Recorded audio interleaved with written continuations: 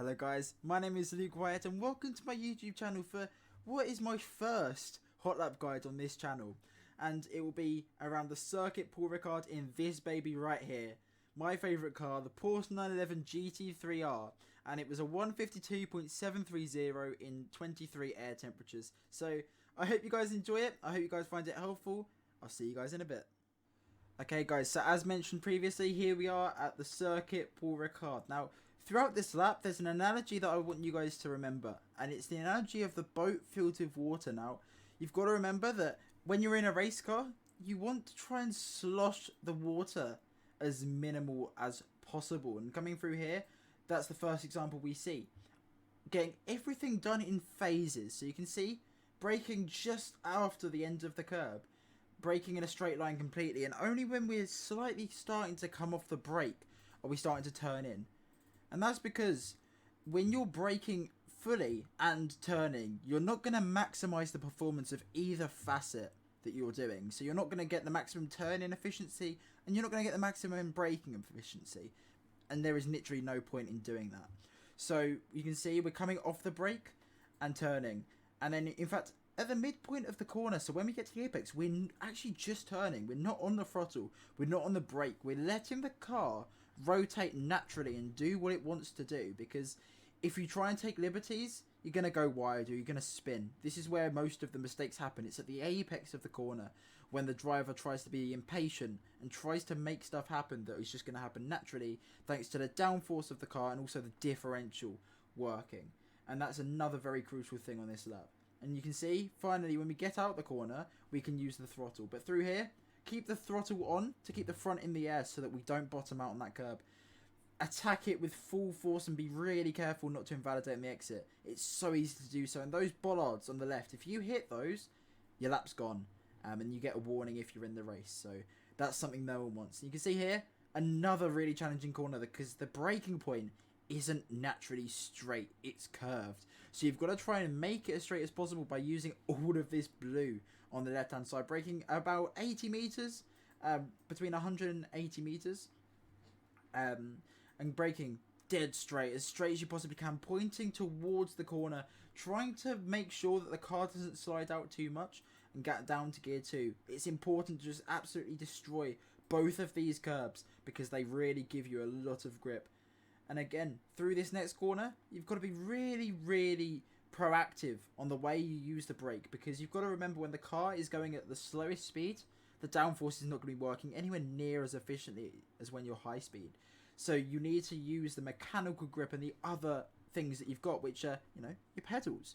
You've got to use the brake to help rotate the car. Whether that be if you've got a frontwards bias, you know, in the likes of, say, for example, a BMW or a McLaren, or if you've got a rearwards bias like you've got in the Porsche. Think of it like the brake rotates the car on the front because of how the car dips. When you brake, the car goes that way, and the front is going to go more efficiently at slow speeds.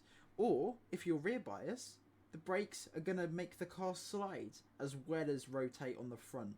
So it does both ways, which is why I prefer a rearwards bias. But that's for another story. Now, going into the hairpin, the right-hander, again, hooking the curb, but you can see we are already big time on the throttle to get the maximum exit. And this is a very, very crucial corner.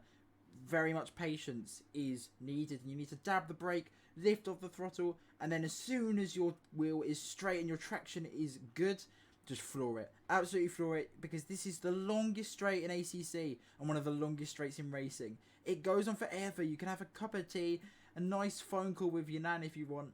You know, it's insane how long it is. But in racing, you need to make the most of it, because here comes the most terrifying corner on the circuit. It's nearly flat. A quick dab on the brakes just before 50 meters, and you can see the rear is trying to pivot on us. And that's when we start playing with the throttle.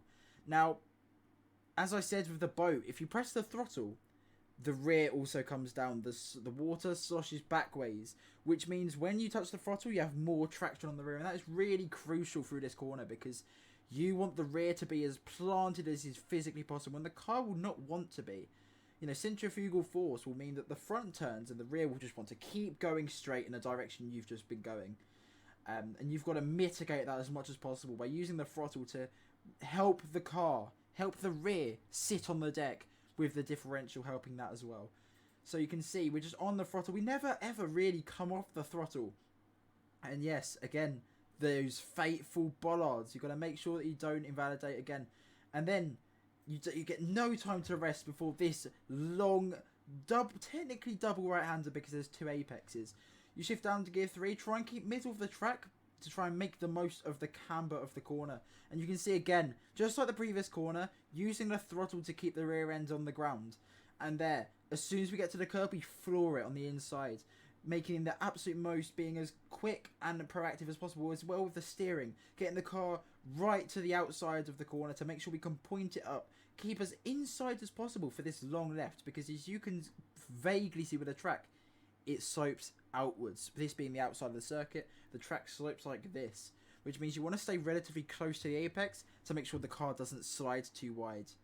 So then you clip the white line, clip the curb, and as soon as you get there, floor it. Get as dead straight as possible, and rotation is ultra important, as well as being mega patient. And here, using all of the entry curb, braking dead straight down 2 gears. Again, trailing the brake ever so slightly, and then once the car is fully turned, you can use the throttle to power out, as well as get the rear sliding a tiny bit. Now, braking down to gear 1, it's a very short braking zone this, and you can get on the throttle before you even get out of the corner, and it's very crucial to get a brilliant exit onto this final straight. But that is a very decent lap of Paul Ricard, a 152.730. So that is it for my hot lap guide of Paul Ricard today. I hope you enjoyed it. If you did, feel free to leave a like, subscribe down below, click that red button, and leave a comment as well. Let me know what you thought. Make sure to visit the social media links as well down below, and look at these videos beside my head. I hope you enjoy those as well. But anyway guys, take care of yourselves, and goodbye.